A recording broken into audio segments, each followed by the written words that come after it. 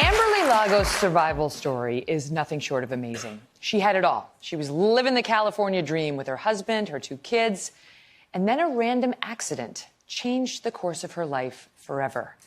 She's now detailed her journey in her new book, True Grit and Grace, Turning Tragedy into Triumph.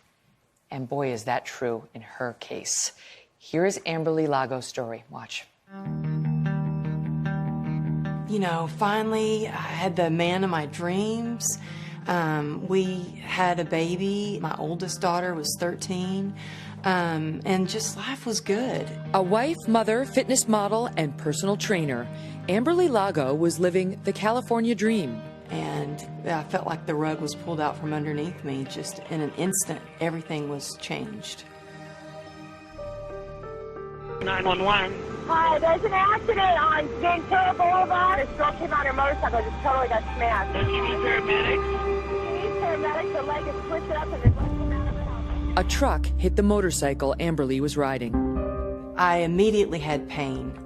And I looked down at my leg and just held onto my leg, and it was just crumbled into pieces. It was like one of those scary movies where you see every beat of your heart, the pulsing, the blood was coming out every beat. And I thought, oh, when people started approaching me, that's when I started to realize something, this might be more serious than I think, because they didn't run to me, they kind of walked and stopped and stood in place, and one lady fainted. Amberly's husband, John, a retired police lieutenant, arrived quickly. And I heard this just like wailing, and I was like, what is that? And it was my husband. And I said, Johnny, I need you to get over here and be strong for me. And the last thing I remember before they put me in induced coma was he held my hand, and the nurse said, we're going to give you something to make you feel all better now. While Amberly was in a coma, doctors asked John if they could amputate her leg. He refused. He said, when she wakes up out of a coma, I want her to be the one to make the decision on whether or not her leg is going to be amputated. I want her to have 2 legs when she wakes up. Amberly's femoral artery was severed and her leg shattered, and the chance of saving it, just 1%. Amberly would spend 3 months in the hospital, and she underwent 34 surgeries. But nothing could keep her down. Amberly Lago, come on out. Thank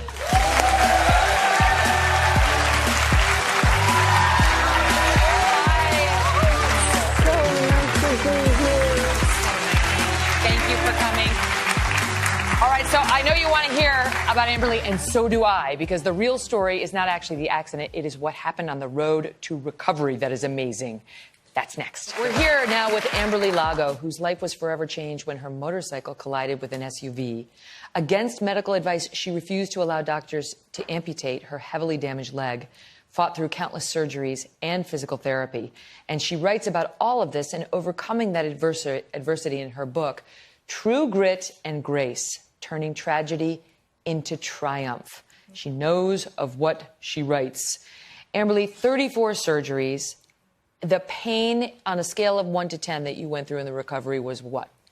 I would say about a 12.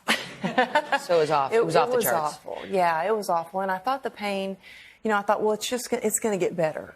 And, growing up, I was taught to push through the pain and suck it up and cowgirl up. And so I just thought this is part of it. I think being an athlete and a dancer my whole life kind of helped me to keep sucking it up and move forward. But the pain was just horrible every day. I know the doctor said, he showed you a saltine cracker. Is that what he said? There was basically to try to explain what had happened to your leg. Can you explain that? He was in the cafeteria, my husband, and he ran into my doctor who saved my leg. And he was eating a bowl of soup, and he grabbed a saltine cracker, and he broke it. And he said, John, this is what a break is. And he crumbled the cracker, and it fell, and he said, this is what your wife has. So basically, it was crushed. It was completely shattered. Which is why they really thought that you should amputate it. Mm-hmm. Why didn't you choose that? A lot of people live with a prosthetic and they do just fine.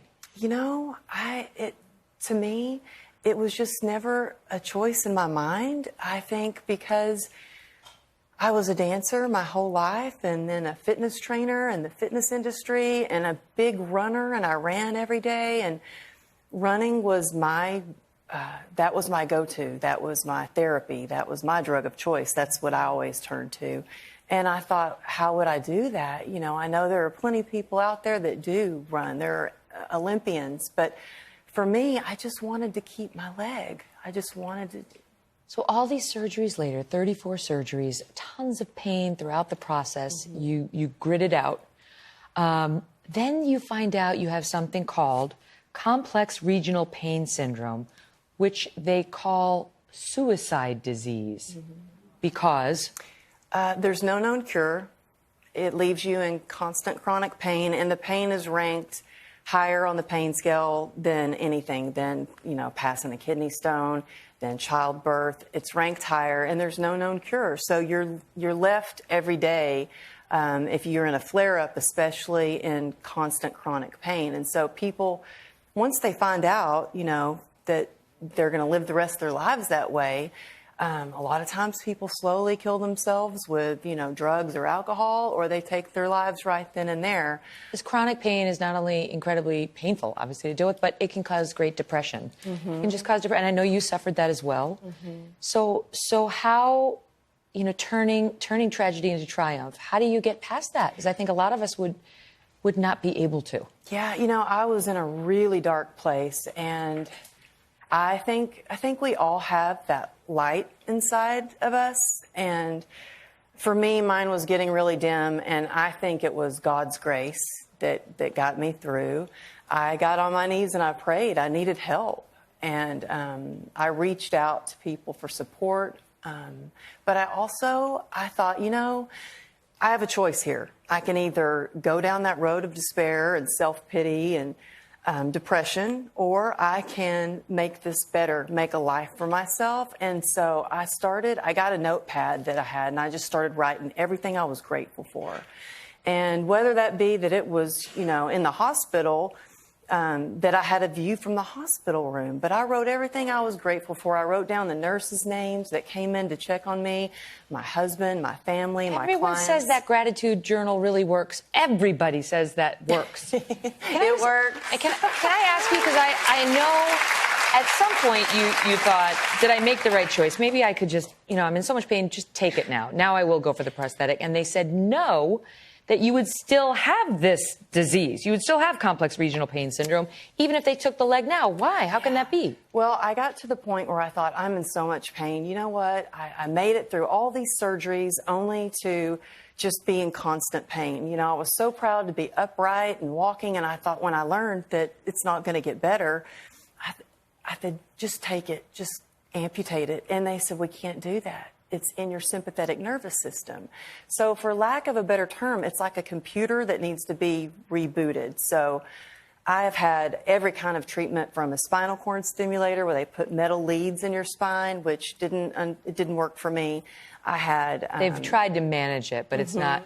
I mean, really, at this point for you, it's mind over matter. It's a lot of mind over matter. So mindfulness, for sure, practicing mindfulness. And listen, so it's like a lot of our viewers are going to be patients who are chronic pain patients. And read this book, because there's no way she doesn't get what you're going through with the 34 surgeries and the ongoing, you know, the suicide disease. It's a terrible term.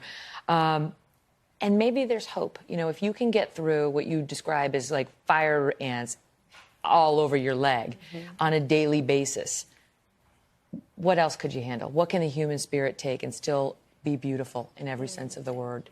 Amberly, thank you for sharing your story. Oh, thank you. Good luck to you. Good luck. Good luck with the book as well. We'll be right back.